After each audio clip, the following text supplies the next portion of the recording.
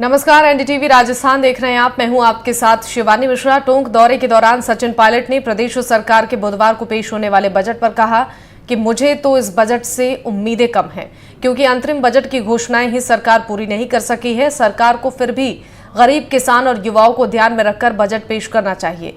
Pilot ने दावा किया है कि प्रदेश में होने वाले विधानसभा उपचुनाव में कांग्रेस बेहतर उम्मीदवार उतारेगी और उपचुनाव जीतेगी। जम्मू कश्मीर में बढ़ती आतंकवादी घटनाओं पर चिंता जताते हुए कहा कि कठुआ में हुए आतंकी हमले की कठोर निंदा करता हूं।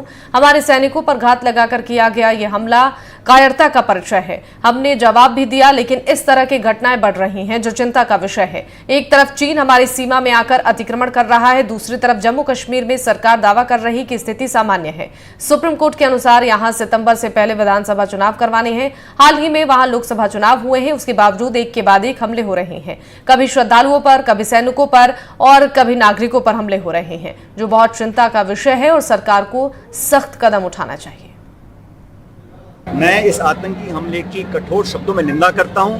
ये कायरता का परिचय है। हमारे नौजवानों के ऊपर घात लगाकर हमला किया गया, हमने रिस्पॉन्ड भी किया, लेकिन इस प्रकार की घटनाएं लगातार बढ़ रही हैं, चिंता का विषय है। एक तरफ चीन लगातार हमारी सीमाओं में अतिक्रमण कर रहा है, ऊपर से जम्मू कश्मीर में सरकार हमेशा दावा करती रही है कि स्थितियां सामान्य हो रही हैं। सुप्रीम कोर्ट के आदेशानुसार सितंबर से पहले वहाँ विधानसभा के चुनाव कराने हैं और अभी हाल में लोकसभा के चुनाव संपन्न हुए हैं। बावजूद उसके लगातार एक के बाद एक, कभी श्रद्धालुओं के ऊपर, कभी सैनिकों के ऊपर, कभी नागरिकों के ऊपर हमले हो रहे हैं। ये बहुत गहर चिंता का विषय है। सरकार को स्पष्टीकरण करना चाहिए कि लगातार लॉ एंड ऑर्डर जो है जम्मू कश्मीर का, वो बिगड़ता क्यों जा रहा है। पूरा देश चाहता है कि आतंकवाद को हम जड़ से उखाड़ के फेंकें। मेरी हमदर्दी इन परिजनों के साथ है, लेकिन भारत सरकार की जिम्मेदारी बनती है। ये महत्वपूर्ण हमारा राज्य था JNK, उस JNK के अंदर लगातार जो हालात खराब होते जा रहे हैं, उसके लिए उनको समीक्षा करके कदम उठाने चाहिए। पाकिस्तान को किस तरह का जवाब देना चाहिए? मैं तो कह रहा हूँ जिस तरह का जवाब देना चाहिए जरूर देना चाहिए। ना सिर्फ पाकिस्तान को, चीन को भी। हमारी सरहद के अंदर, सरहद के ऊपर अगर हमला होता है या हम पर आतंकी हमले होते हैं, उसका मुंह तोड़ जवाब मिलना चाहिए। पूरा देश उसमें एकजुट है। अगर कहीं कमियां हैं, इंटेलिजेंस फेलियर है या कोई और प्रशासनिक कमी है, उसको सरकार को अपनी आत्मचिंतन करना चाहिए ताकि समाधान ढूंढ सकें हम। अब तक जो अंतरिम बजट था उसकी घोषणाएं पूरी नहीं कर पाए। जो हमारी सरकार के लास्ट ईयर में हम लोगों ने घोषणाएं करी थी, उसको भी पूरा इम्प्लीमेंट नहीं कर सके हैं। तो उम्मीद मुझे तो बहुत कम है। बाकी कल देखते हैं बजट में क्या घोषणाएं होती हैं, लेकिन मैं चाहूँगा कि सरकार का ध्यान रहे नौजवानों के ऊपर, किसानों के ऊपर, और सबसे बड़ा जो बिजली पानी की किल्लत इस गर्मी में हो रही है, उसका समाधान ढूंढना चाहिए। और महंगाई को काबू कैसे करेंगे, ये देखते हैं बजट निकल सामने क्या आता है। जहाँ जहाँ उपचुनाव होंगे, इतिहास गवाह है, लगभग हर उपचुनाव में कांग्रेस पार्टी जीत कर जाती है। इस बार ये पूरी ताकत से हम लड़ेंगे, एक बेहतर उम्मीदवार से हम लोग उतारेंगे और जहाँ जहाँ विधानसभा के उपचुनाव है, वहाँ कांग्रेस पार्टी प्रचंड बहुमत देकर जीत कर जाएगी। मैं इस आतंकी हमले की कठोर शब्दों में निंदा करता हूँ।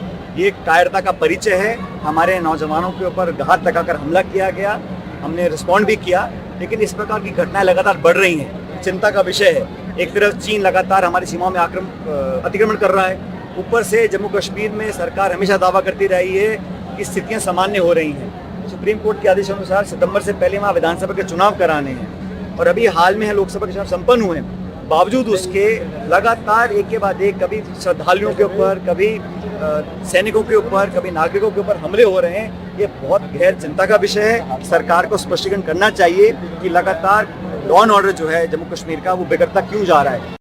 मैं इस आतंकी हमले की कठोर शब्दों में निंदा करता हूँ। ये कायरता का परिचय है। हमारे नौजवानों के ऊपर घात लगाकर हमला किया गया, हमने रिस्पॉन्ड भी किया, लेकिन इस प्रकार की घटनाएं लगातार बढ़ रही हैं, चिंता का विषय है। एक तरफ चीन लगातार हमारी सीमाओं में अतिक्रमण कर रहा है, ऊपर से जम्मू कश्मीर में सरकार हमेशा दावा करती रही है कि स्थितियां सामान्य हो रही हैं। सुप्रीम कोर्ट के आदेशानुसार सितंबर से पहले वहाँ विधानसभा के चुनाव कराने हैं और अभी हाल में लोकसभा के चुनाव संपन्न हुए हैं।